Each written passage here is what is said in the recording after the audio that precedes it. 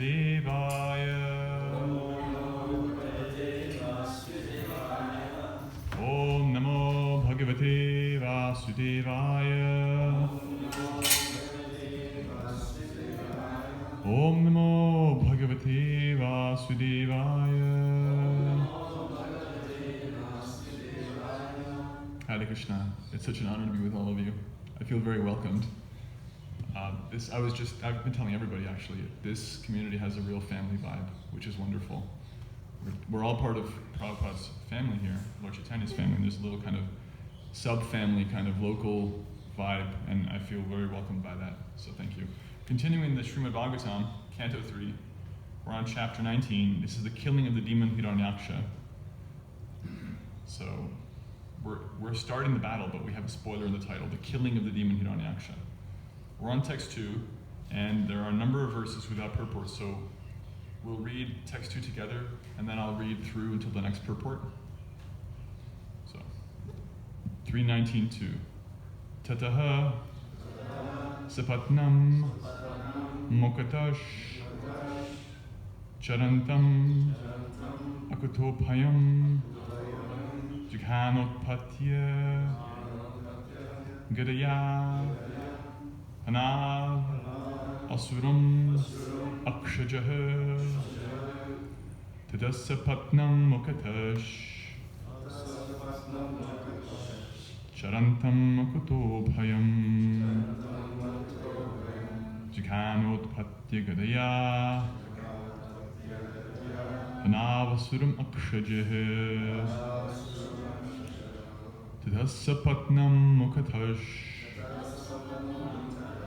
Sharantam akutopayam Jighanotpatya gadaya Anavasuram akshajah. Would anybody like to chant?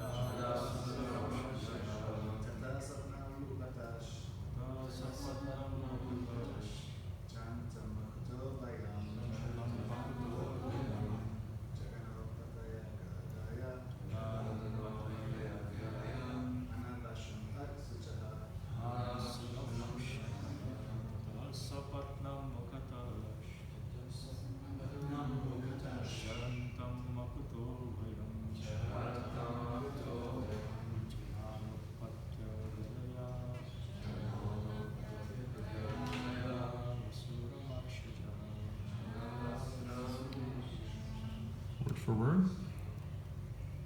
Did I interrupt somebody? You good? Okay. Word for word. Tataha. Then. Sapatnam. Enemy. Mukataha. In front of him. Charantam. Stalking. Kutaha payam. Fearlessly. Jagana. Struck. Utpatya. After springing up, Gadaya, with his mace, Hanao, at the chin, Asuram, the demon, Akshaja, the Lord, who was born from the nostril of Brahma. Translation by His Divine Grace, A.C. Bhaktivedanta Swami Srila Prabhupada. Srila Prabhupada Ki Jai. Translation. The Lord, who had appeared from the nostril of Brahma, sprang and aimed his mace at the chin of his enemy, the Hiranyaksha demon, who was stalking fearlessly before him. Would you like to repeat? Okay.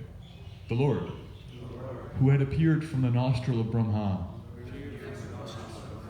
sprang and aimed his mace at the chin of his enemy, the Hiranyaksha demon, who was stalking fearlessly before him. Okay, next verse. This is a literal blow by blow battle scene. This actually happens to be my favorite battle scene in the entire Bhagavatam. Just down to the translation.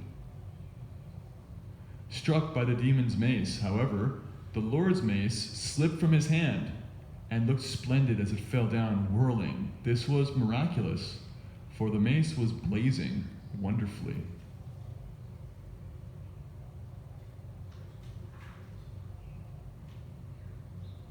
Even though the demon had an excellent opportunity to strike his unarmed foe without obstruction, he respected the law of single combat, thereby kindling the fury of the Supreme Lord.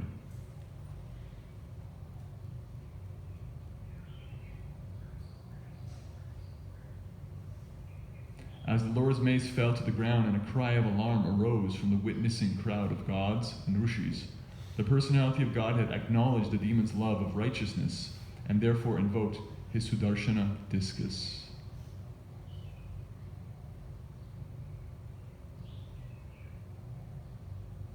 As the discus began to revolve in the Lord's hands, and the Lord contended at close quarters with the chief of his Vaikuntha attendants, who had been born as Hiranyaksha, a vile son of Diti, there issued from every direction strange expressions uttered by those who were witnessing from airplanes.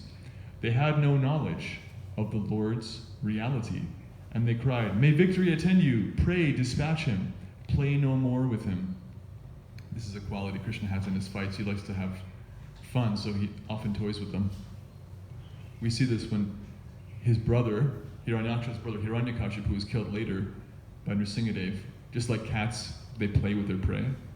There's one point in the Leela where the demons, the demigods, are actually cheering on Nrsingadev, and then he lets him out of his grasp. He lets Hiranyakashipu out of his grasp. And it's described, the acharyas describe that the demigods are thinking, oh no, if he loses the battle and Hiranyakashipu wins, that's double bad, because he's already a demon and he saw us cheering against him. He's going to punish us because he was a terrorist. Continuing. When the demon saw the personality of Godhead, who had eyes just like lotus petals, standing in position before him, armed with his Sudarshana discus, his senses were overpowered by indignation. He began to hiss like a serpent, and he bit his lip in great resentment.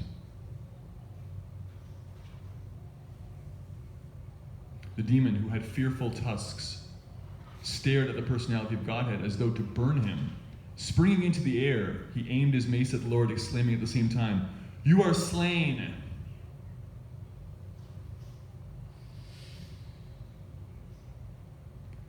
O saintly Vidura, while his enemy looked on, the Lord, in his boar form, the enjoyer of all sacrificial offerings, playfully knocked down the mace with his left foot, even as it came upon him with the force of a tempest.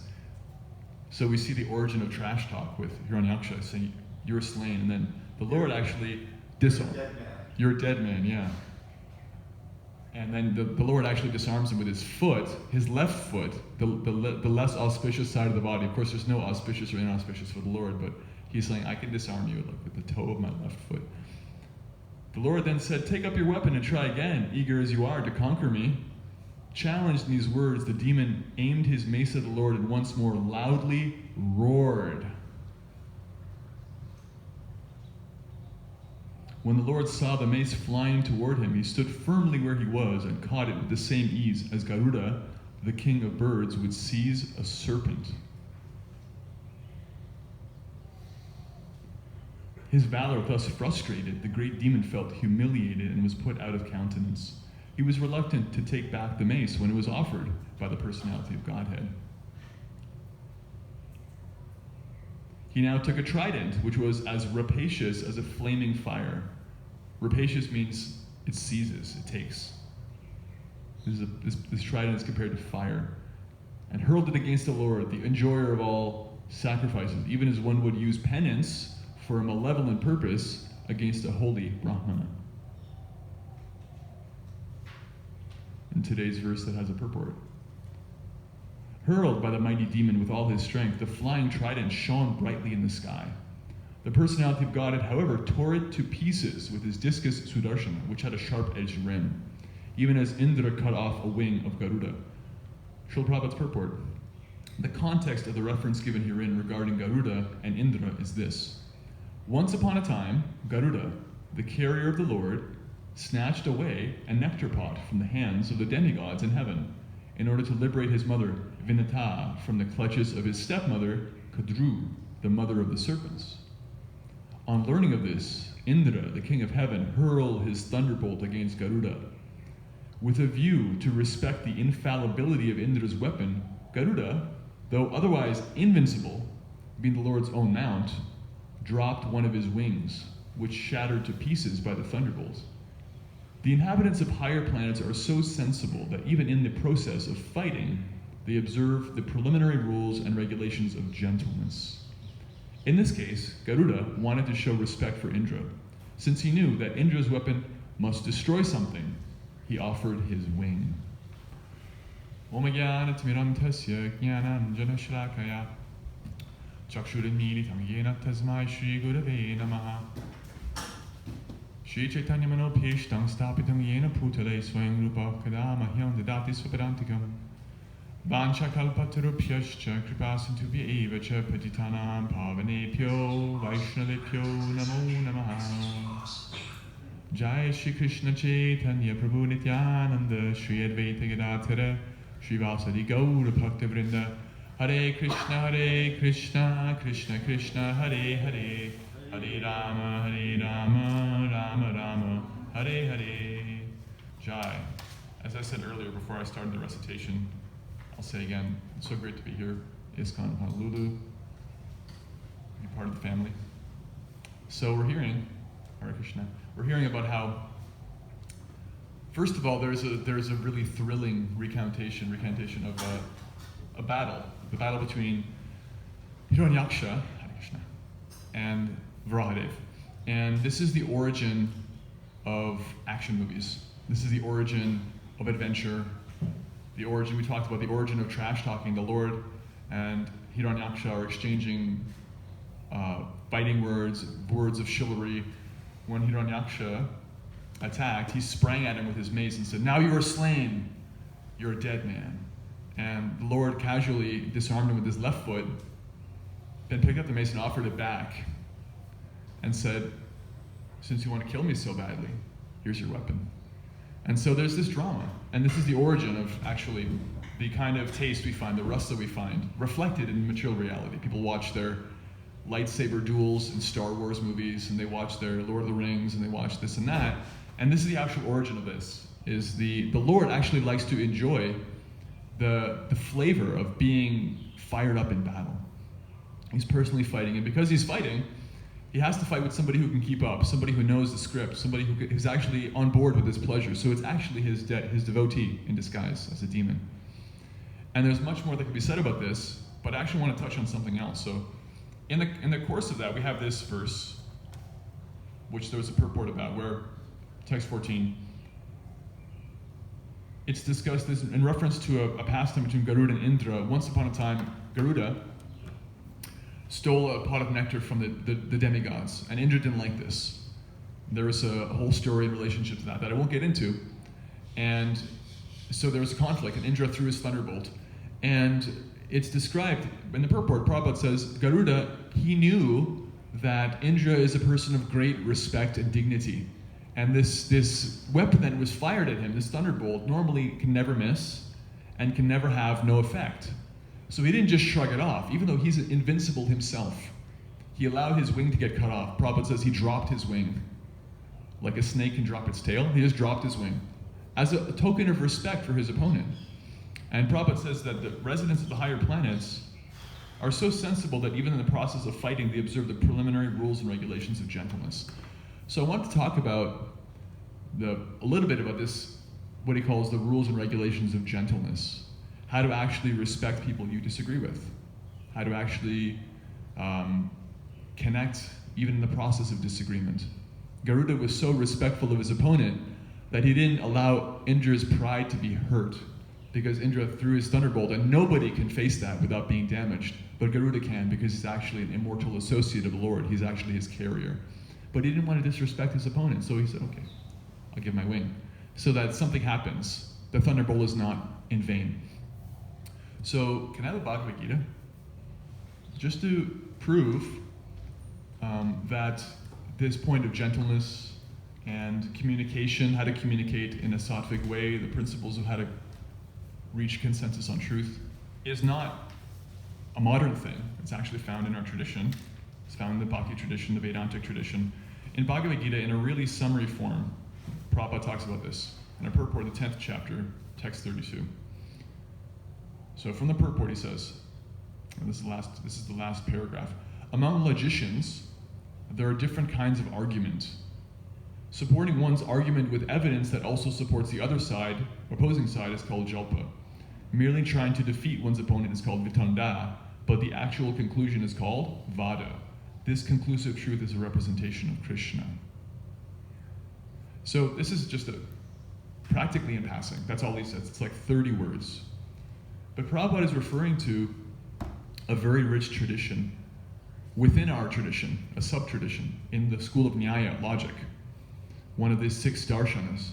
And I'm going to summarize a little bit about that and how it relates to us in terms of how to actually approach each other and other people when there's a disagreement on truth. Does that ever happen, or is it just me? Is there ever more than one opinion on the truth?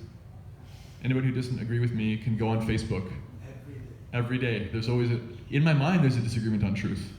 One voice says, go back for seconds on the ice cream. The other voice says, you're crazy, get to bed, right? So there are principles by which we can establish truth when there's a disagreement. And Prabhupada is summarizing, because he knows these things. That's why he was given the term Bhakti Vedanta. He has recognized that Bhakti is itself the sum total of the conclusion of the Vedantic tradition, but he also knows all the details that lead up to it, including incorporating the principles of Nyaya, logic, and discourse. The Nyaya school talks about how when 2 or more people get together with different opinions, there are actually 4 different ways to approach coming to the truth. One is the samvad. This is the highest form of communication. It's actually happening right now. Samvad happens, like we hear about the Chaitanya Charitamrita, the Ramananda Samvad. Lord Chaitanya and Ramananda Rai, they actually discuss. And Samvad happens in Bhagavad Gita too, with Krishna and Arjuna, as soon as there is one qualified person who is possessing truth, and one person who doesn't have the truth and recognizes that they don't have the truth, and they surrender. Like in Bhagavad Gita 2.7, Arjuna actually, he realizes how far he is from the truth. And after already dropping his bow and sweating and performing all these like unmanly signs of complete bewilderment, he surrenders to Krishna and says, Kalpanya dosha patasvabhava, I'm overcome by weakness, miserly weakness, prachamitam dharma samuta cheta, and I'm inquiring from you about the truth. Yet shreyasha nishtitam bruhitan me. Tell me the truth, because I'm your student and a disciple. I'm surrendered. There's no more friendly talks between us, Krishna, no more joking around. I want to be your student, please instruct me. And the Bhagavad Gita proceeds from that. And therefore it's a samvad, because Krishna knows the truth, to say the least. He is the truth. And Arjuna recognizes that and says, I want to know, please instruct me. And this is a fundamental principle of knowledge transmission. Prabhupada talks about this all the time, like in the introduction to Ishopanishad and other places. If you want to know the truth, you have to go to somebody who has it. It's passed personally, and it requires respecting the authority of actually those who've surrendered to truth themselves. And you have to try to surrender to that your own self. And if this is there, then knowledge flows in the most uninterrupted and powerful way. But this takes actual surrender. This takes recognizing who has the truth based on the symptoms given in Scripture. Oh, well, this person has actually followed a spiritual master. They're living their life according to the Scripture.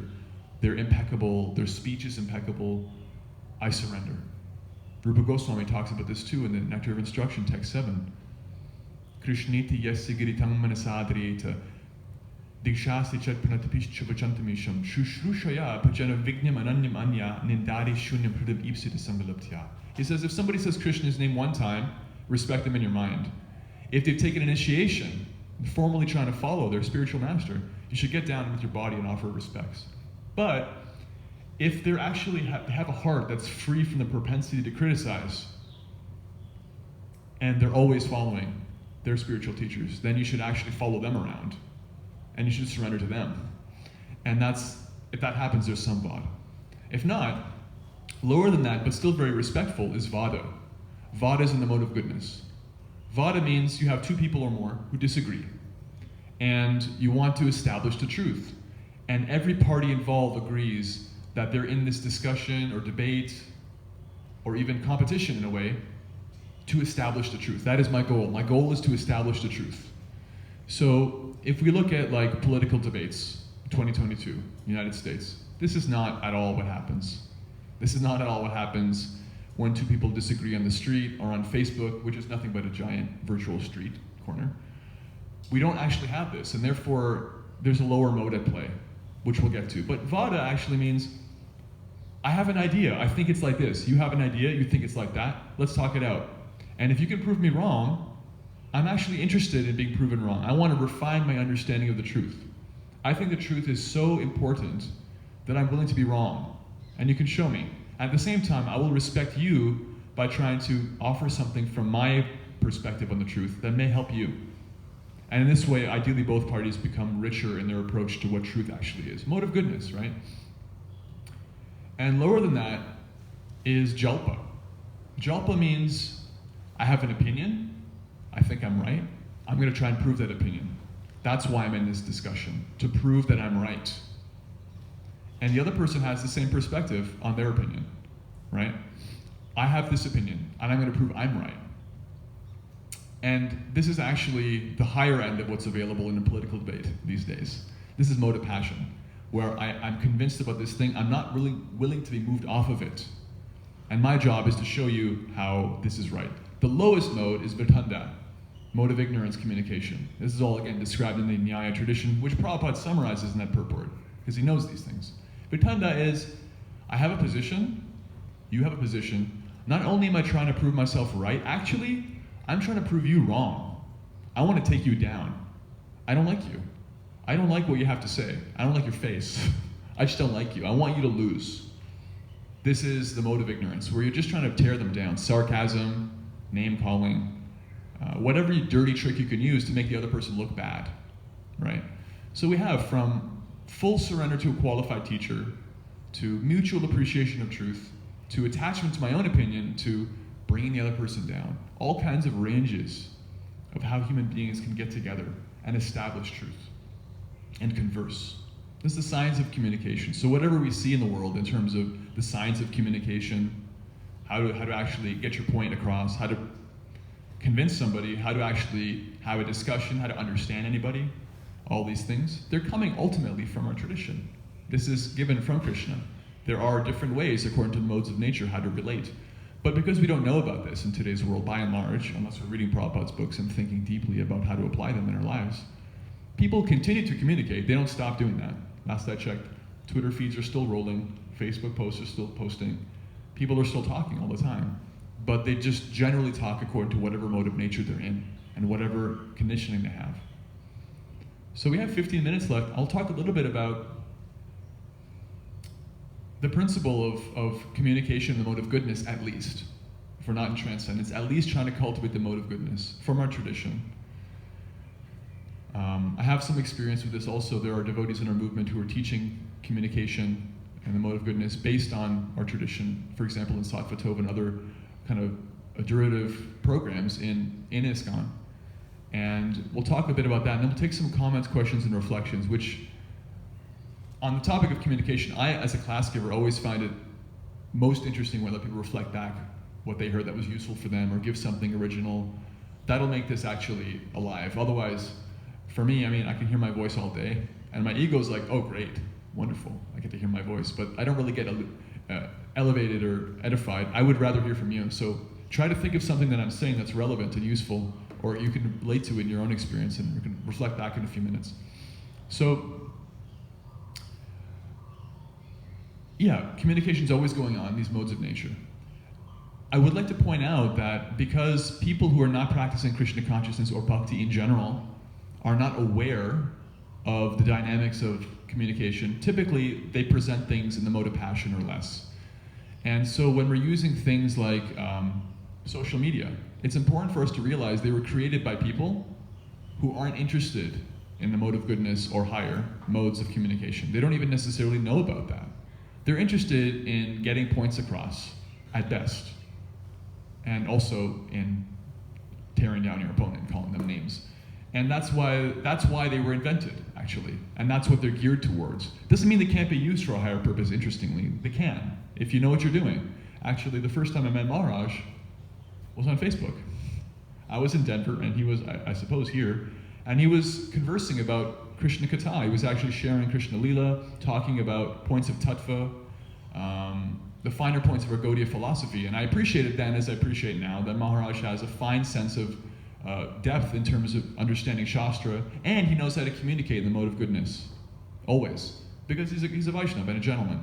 But just so we know, these media are promoted and created and designed by people who are not really ladies and gentlemen. And they don't expect you to be a ladies or gentlemen, but Prabhupada did. He wanted us to be. He said, all of my followers I expect to be like ladies and gentlemen. And this is a qualification of being a real follower of Srila Prabhupada. So when using these media, I'm not saying don't use them, I use them.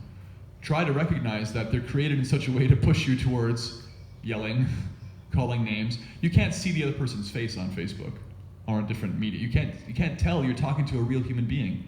You can say things to them you would never say in real life, which is completely inhuman, actually. One is meant to look somebody in the eye, recognize they're a real person with feelings. They have a whole story. And we disagree on something. Okay, so let's talk it out.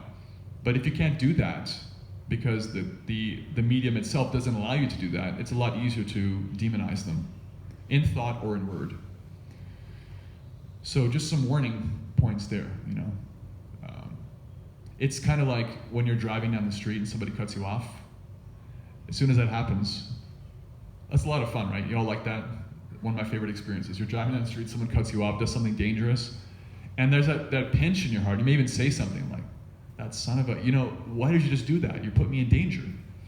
Imagine that happens, and you look at the driver and you realize it's your mom. It's your mom. How soon do your feelings change, right? Instantaneously. But we don't see the driver usually. We see the car. We don't have a chance to really catch their face. So it's very depersonalizing. So the first principle is to actually do what Prabhupada did, and the Vaishnavas are always doing, is treat people as people. Don't treat them as objects or ideas or categories. And that's a very simple idea, but a very profound idea. It starts with actually like being present and giving them the time to say what they have to say. You know, often, I know I'm really guilty of this, when I'm talking to somebody who, even if I agree with them, what to speak if I disagree with them, when they're talking, I'm thinking, when are they going to stop talking so I can say something? When are they going to finish what they have to say so that I can enlighten the world with my brilliance? My ego is talking like this in my mind. And it's like, as long as that's going on, it's impossible for me to hear what they have to say, really. And really be present with it. And you know what people can tell? They can tell when you're present with them and when you have somewhere better you have to go.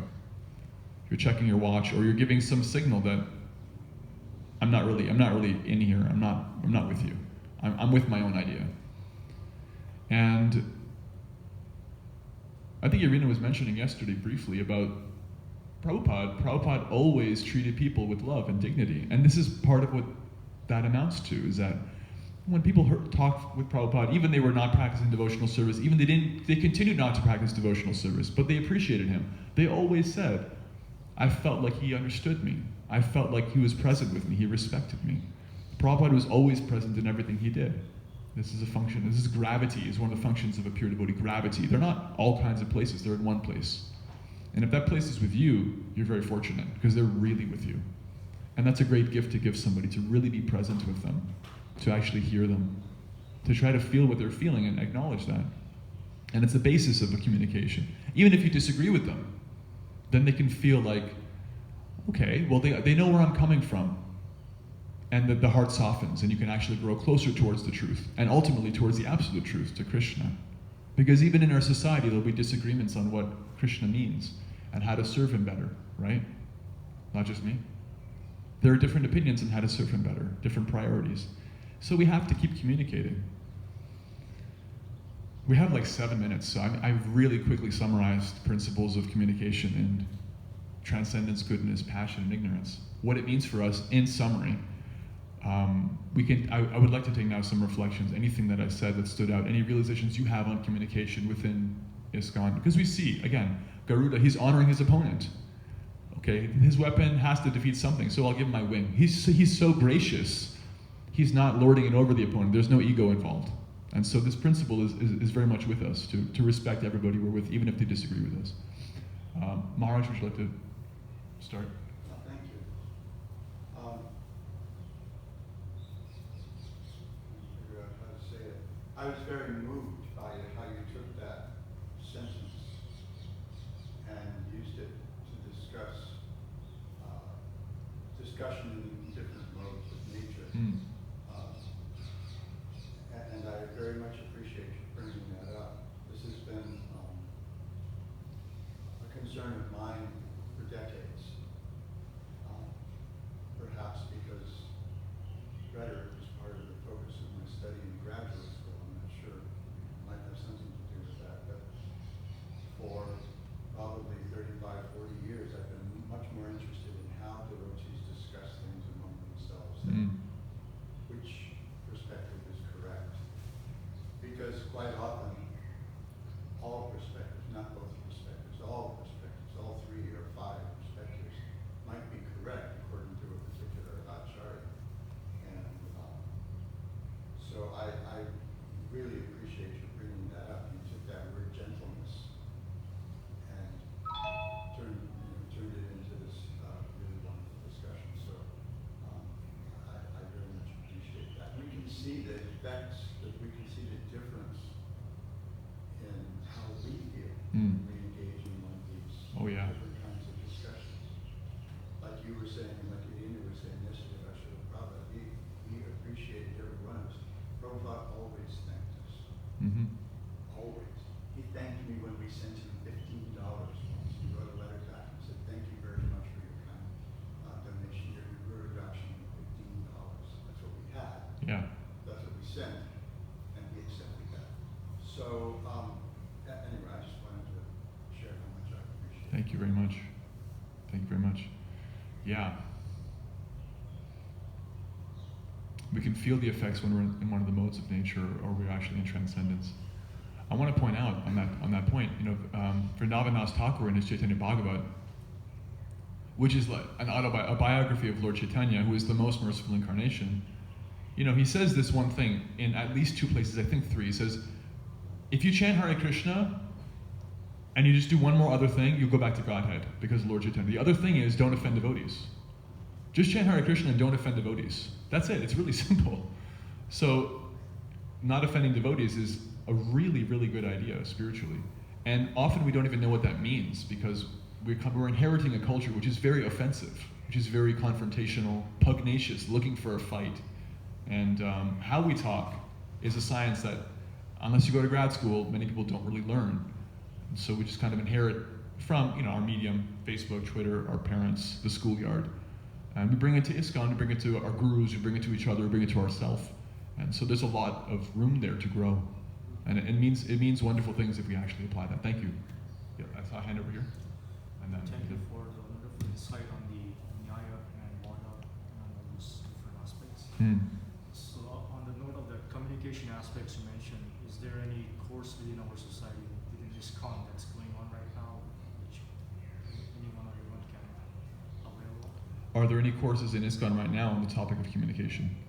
Yes, there are. I just took a course through the Sattvatov Institute, headed by Dear Govinda Prabhu, and there are other devotees who give courses like that on communication in the mode of goodness, and how to actually apply that in bhakti. We could talk about it more afterwards specifically. It's something that it's very important to me. I was a brahmachari for 7.5 years, and I've been giving spiritual care for like 12 years. And I'm also doing coaching and counseling now. And I'm finding that with devotees or with non-devotees, or future devotees, it's always important to help them feel understood and to refine my ability to help them communicate and then communicate back whatever truth I'm helping them to understand or reach consensus on. So this is actually very, very close to my heart.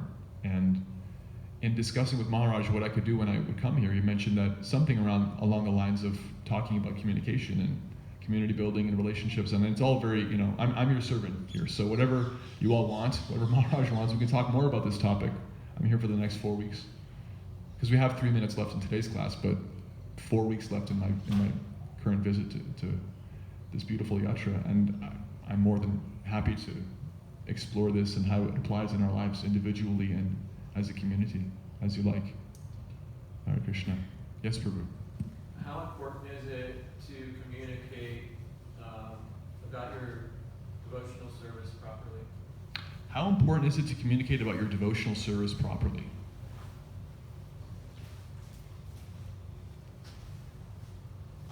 If you're told to do something, you have to have a discussion about it. Say, or you don't want to do something, you want to get out of your service. Okay, yeah. All the different conflicts you have. Yeah, you have some service to do. Somebody Maybe leaves and they need somebody to fill in. Yeah, maybe you don't want to do the service or somebody leaves. And, Yeah. Well, I would say as long as we're human beings who are affected by communication, it matters. Perhaps if I was a Paramahansa who didn't mind how and if and when anybody communicated with me or didn't, then it wouldn't matter to me how they spoke. But until then, it matters to me. I can say for myself. I suspect that's true of everybody. I suspect that we're all dealing with being sensitive to communication. And Prabhupada talks about this, that speech is actually one of the most refined aspects of human nature, human culture. A fool is discovered as soon as they speak. If you don't know anything, it's better for you to keep your mouth shut, because as soon as you talk, everyone can tell you're a fool. Because the nature of the heart comes out in your words, is my point. That's there in the second chapter of Bhagavad Gita. How does he sit? How does he talk? How does he walk? Arjuna asks Krishna, what is the energy of somebody who's actually in transcendence, and how they talk is actually part of that. So it does matter, because we have to relate to devotees. If we're talking about our devotional service, we're talking with devotees. And we absolutely have to relate to devotees. It's one of the 5 most important things we do in our life, full stop. Sadhu Sangha Nam Kirtan Bhagavata Shravan Matur Rashimurtira Shataya Sevana in the Chaitanya Charitamrita. Being with devotees and serving with them. Chanting Hare Krishna. Bhagavatam and related texts. Living in a holy place and serving the deity. These are the 5 most important angas of bhakti. And of them, if you associate with devotees, even if you can't do the other 4, they'll help you do.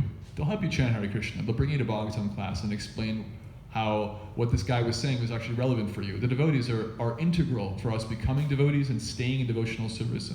It's absolutely necessary. So we have to embrace that. And once we do Jai, Panchatattva, Gaurnitai, Guru Gauranga, Jagannath Baladev Ki Jai. Should I stop? You keep going. Keep going? Okay. As soon as we embrace that we need devotees, I need to be with them, then the next question is simple, does it matter how I talk to them? Of course it does. Of course it does, because we're human beings. And it matters still to me how they talk to me, or don't. And so it's necessary to stay in that fire of sadhu sangha. But if I'm creating so many misunderstandings, or misunderstandings are being created for me, then I'm going to want to leave the association of devotees, and that's a very sad thing. It's actually a tragic thing if one leaves the association of devotees, because that really slows down their advancement. And it's a slippery slope, because the further away you get from devotees, the further you feel like you're different from them. We don't have anything in common, which is not true. In a world full of differences, we're all trying to serve the Panchatattva. It's the most powerful thing. And so being able to support that sadhu sangha with respectful communication is absolutely necessary. Would you like to share any personal realizations on that? Or? No, it's just ongoing. Yeah, it's ongoing. Me too. Also ongoing for me. In a way, I'm actually really embarrassed to be talking about this, because you can ask Ananta. We lived in an ashram together in Denver. I'm so flawed. I have so many communication patterns I need to improve on. But anyway, in respect to Vyasadeva and Prabhupada and the devotees who are asking me to give class, I'm also giving class to myself. Any more comments, questions, reflections? It's 8:32. Yes, Prabhu. One last comment, they were talking about the Oscars, and we had Chris Rock, Hare Krishna. we had the other one, Will Smith, and Right. I guess his hand was communicating something very nicely to the face of Chris Rock. Yeah. That was quite a deal. It's a kind of communication, right? The Oscars. That's a symptom of the age. Someone didn't like what the other person was saying, so they physically attacked them and then called them some dirty words. And that's the culture we've inherited. Because on display is like the pinnacle of American culture, I'm sorry to say. And that's what the evening had to offer, that what everyone is going to remember for 30 or 40 or 50 years, that time somebody got up and physically attacked a comedian for telling a joke, which itself was also a sarcastic and tamasic kind of joke. And that's like the best we have to deal with. So yeah, how does that relate to us besides kind of like trying to churn the nectar of gossip and current events, is that it helps us realize this is what we're encouraged to do and to be with each other. That's vitanda. I don't even disagree with you. I want to bring you down physically if I have to. That's the most egregious form of offense. Where is that in our shastra? Krishna book, yeah, because Bhrigu, yeah, perfect. Near the end of the 10th canto, Bhrigu, he approaches Brahma, Shiva, and Vishnu, and he offends them, each of them, and with Brahma, he disrespects him in his mind because he doesn't offer respect to Brahma, and Brahma doesn't appreciate it. With Shiva, he actually calls him names. He actually disrespects him with his speech. And with Lord Vishnu, he actually physically kicks his chest. And that's the most egregious kind of offense. It's like, if you can keep it in your mind, at least, that's relatively safe. Although we'll say that offenses in the mind must come out eventually in your speech. So it's important to deal with the heart ultimately. But in Kali Yuga, offenses in the mind are not counted per se. As soon as you open your mouth, then it's a problem. If you use your body, it's even more of a problem. Which is why everyone's talking about what such and such celebrity did, because they actually physically violated someone else's space, which is, even for a non-devotee, considered a no-no. There are laws around that. But we want to ourselves voluntarily create laws for our own self to not let things come out of our mouth towards devotees. And if it's there in the mind, to realize we have some work to do. Otherwise, yeah, there's unlimited opportunity to become the next Will Smith. Unlimited opportunities in this world. But Prabhupada's giving us an opportunity to be a Paramahansa, which is a different thing. Very, very different and a beautiful thing. Thank you. Yes. Rajesh Prabhu said that if you look at Lord Jagannath, he still has Brigu's foot on his shoulder. He still has Brigu's foot on his shoulder, Lord Jagannath. Not on this deity maybe, but Okay. Wow, yeah, that's I mean, the Lord is so amazing that he got up and said, oh my dear devotee Brigu, my chest is so hard and powerful. You must have hurt your soft lotus foot. Please let me massage it. And Brigu like broke down in tears because he could see this is what the Lord is like. You come at him and you want to kick him in the chest, and he's like, how can I serve you? What can I do for you, right? Like the devotee is like that too. So even you offend them, no offense taken. So for him, it's an ornament. He remembers that time he got the dust of his devotee. Of course, Lakshmi didn't like it too much. There's a story behind that. That's why Brahmanas are poor now. Okay. Looking forward to more time with all of you while I'm here. Hare Krishna. Srimad Bhagavatam ki jai, samavita bhakti vrinda ki jai, vancha kalpaturpyascha kripasintu bhyevacha, patitanam pavanebhyo vaishnavebhyo namo namaha. Anantakoti Vaishnava vrinda ki jai, Shri Garuda ki jai.